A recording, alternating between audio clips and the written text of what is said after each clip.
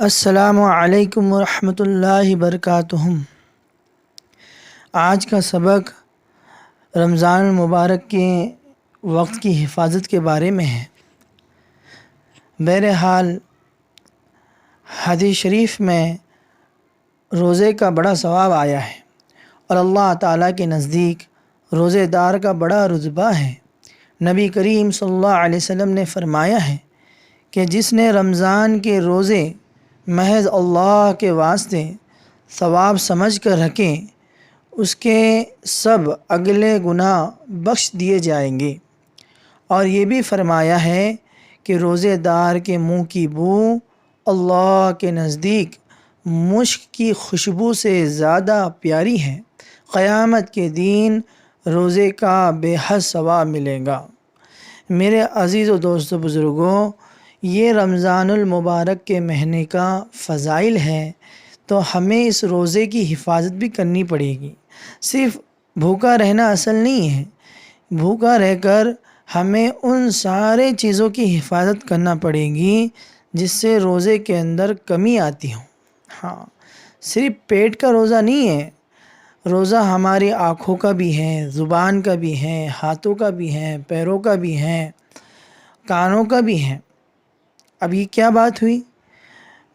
مطلب یہ ہے جس طرح ہم نے پیٹ کو اللہ کے حکم کو پورا کرنے میں بھوکا رکھا، رمضان کے روزے رکھنے کے لیے ہم نے صبح سحری کی اور دن بھر ہم نے اس روزے کی حفاظت کی، کچھ کھایا نہیں، کچھ پیا نہیں، اسی طرح ہم اپنی زبان کو جھوٹ بولنے سے روکے، اپنی آنکھوں کو حرام چیزوں کے دیکھنے سے روکے جس سے اللہ نے منع کیا، کانوں کو ان چیزوں سے سننے سے روکے جن چیزوں کو اللہ نے منع کیا، تو ہمارا روزہ کامیاب بنے گا۔ اس لیے ہم رمضان المبارک میں روزانہ دن اور رات کے اعمال کی ٹائم ٹیبل بنائیں۔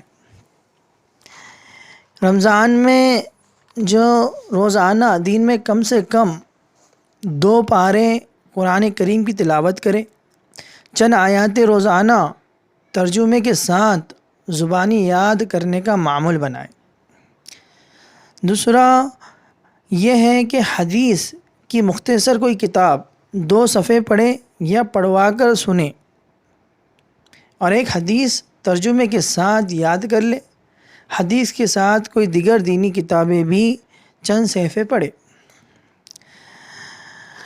اور 5 وقت کی فرض نماز کو مرد حضرات جماعت کے ساتھ ادا کریں اور خواتین گھروں میں پابندی سے پڑھیں۔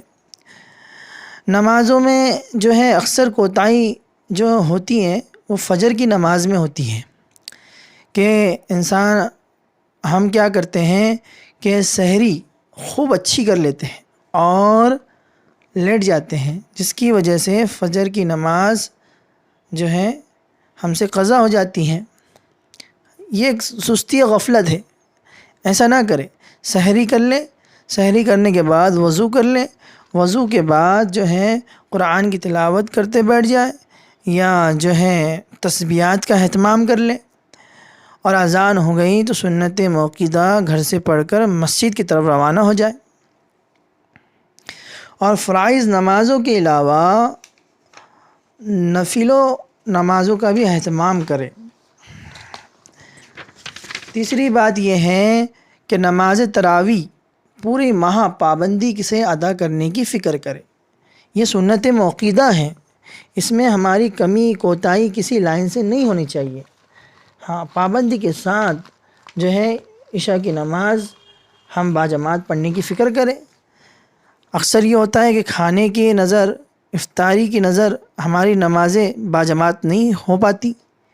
اس کی کوشش کریں، نمازی تراویح کی پابندی کریں کیونکہ سنت موقدہ ہے۔ مسجد میں اکثر دیکھا گیا ہے کہ اکثر تراویح کے وقت بالغ عاقل پیچھے نماز پڑھتے ہیں، شور بھی مچاتے ہیں۔ جب امام رکوع میں جاتا ہے تب رکعات باندھتے ہیں اور رکوع میں چلے جاتے ہیں، ایسے نماز نہیں ہوتی ہے، اس کا اجر نہیں ملتا۔ امام کے ساتھ رکعات باندھ کر قرآن نماز میں سننا اصل ہے۔ ہاں، مسجد کا ادب، مسجد کا احترام ہے نا، نماز کو اسی طرح پڑھیں ہم جیسا اللہ مجھے دیکھ رہا ہے یا میں اللہ کو دیکھ رہا ہوں، اس نیت کے ساتھ جو ہے ہم پڑھیں گے اور نماز کو ہم صحیح انداز کے اندر ادا کرنے کی فکر کریں گے تو یہ تراویح کا اجر بھی ہمیں ملے گا۔ اور جو ہے سحر کے وقت میں ہم جلدی اٹھنے کی فکر کریں تاکہ ہمیں جو ہے تہجد کی نماز نصیب ہو، 2 رکعت پڑھیں یا 4 رکعت پڑھیں یا 12 رکعت پڑھیں، جتنی اللہ نے استطاعت دی ہے، لیکن پورے رمضان المبارک کے اندر ہم جو ہے تہجد کے پڑھنے کا معمول بنائیں۔ اشراق کی نماز سورج نکلنے کے 20 منٹ بعد جب وہ بلند ہو جائے 2 رکعت ادا کرے یا 4 رکعت ادا کر لے۔ اسی طرح چاش کی نماز 9 بجے دن کے بعد زوال سے پہلے 2 سے 12 رکعت ادا کریں جتنی استطاعت ہو۔ بعد نماز مغرب کے بعد یہ معمول ہوتا ہے کہ لوگ اپنی گھر کی طرف جلدی روانہ ہوتے ہیں تاکہ جو ہے کھانا کھایا جائے، افطاری کا جو کچھ بچا ہو وہ کھایا جائے۔ کھانے کی نظر مغرب کی نماز کے بعد کا اوقات ہو جاتا ہے، لیکن اگر ہم تھوڑا صبر کر لیں تو اوابین کی 6 رکعتیں ادا کر پائیں گے، کیونکہ نفلوں کا جو اجر ہے وہ رمضان المبارک میں بڑا ہوا ہوتا ہے، یعنی فرض کے برابر اجر ملتا ہے۔ روزانہ صبح شام چلتے پھرتے کلمہ طیبہ کا ورد کرے، استغفار کی زیادہ کثرت کرے، درود شریف ہر ایک جتنا زیادہ ہو سکے پڑھنے کی کوشش کرے، اور دعاؤں کا اہتمام کرے کہ رمضان میں دعائیں قبول ہوتی ہیں، گناہ کی مغفرت کی جاتی ہے، جہنم سے نجات دی جاتی ہے۔ خاص طور پر سحر و افطار کے اوقات ہر فرض نماز کے بعد اور تہجد کے وقت دعا کی قبولیت کے اوقات ہیں، اس لیے ان اوقات میں روزانہ اپنی خطاؤں کی بخشش اور دیگر حاجتوں کے لیے دعائیں کرنی چاہیے۔ اپنے ساتھ ساتھ اپنے والدین، دوست احباب، رشتہ دار، پڑوسی، دینی اداروں، مساجد، مدارس، خانقاہوں کے لیے اور پوری امت مسلمہ کے لیے دعائیں کرنی چاہیے۔ اللہ سے یہ بھی دعائیں کرے کہ اللہ جس طرح میں رمضان المبارک کے اندر ہر نماز کا اہتمام کر رہا ہوں، قرآن کی تلاوت کا اہتمام کر رہا ہوں، ذکر کا اہتمام کر رہا ہوں، اپنی نگاہوں کی حفاظت کر رہا ہوں، زبان کی حفاظت کر رہا ہوں، اسی طرح اللہ رب العزت میری ساری زندگی کو تو رمضان المبارک جیسی بنا دے کہ میں اپنے جو ہے اعضاء کی، جسم کے حصے کی، ہر ایک حصے کی حفاظت کروں اور نگہبانی کروں کہ میں اللہ کے نافرمانی کی طرف لے کے جا رہا ہوں کہ اللہ کو راضی کرنے کی طرف لے کے جا رہا ہوں۔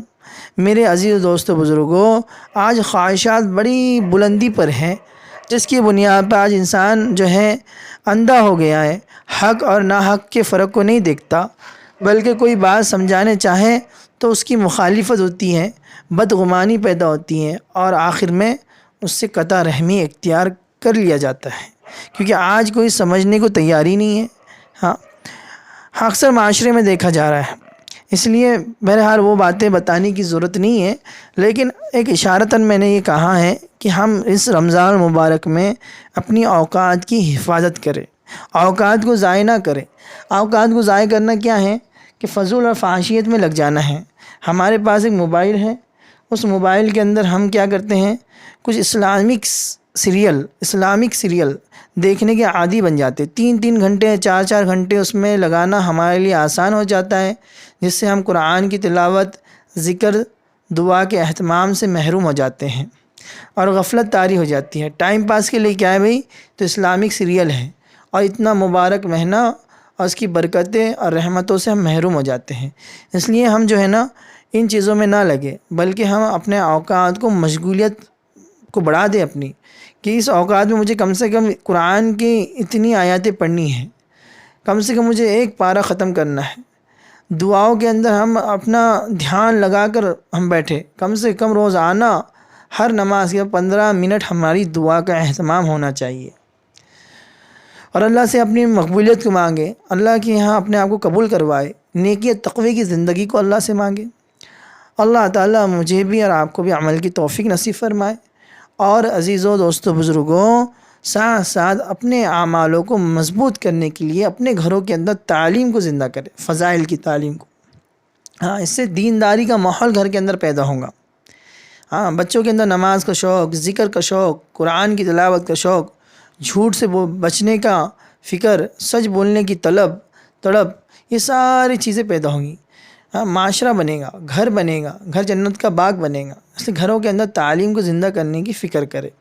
ہاں، اور اپنے آپ کو بھی مسجد والے اعمال سے لگائے، یعنی مشورے سے، ملاقاتوں میں جو ہیں، اپنے ہفتیاری گشت میں اللہ نے جو ہیں ماحول سازگار رکھا، تو ہم جو ہیں اللہ کی راہ میں بھی نکلے، 3 دن لگائے، ہے نا۔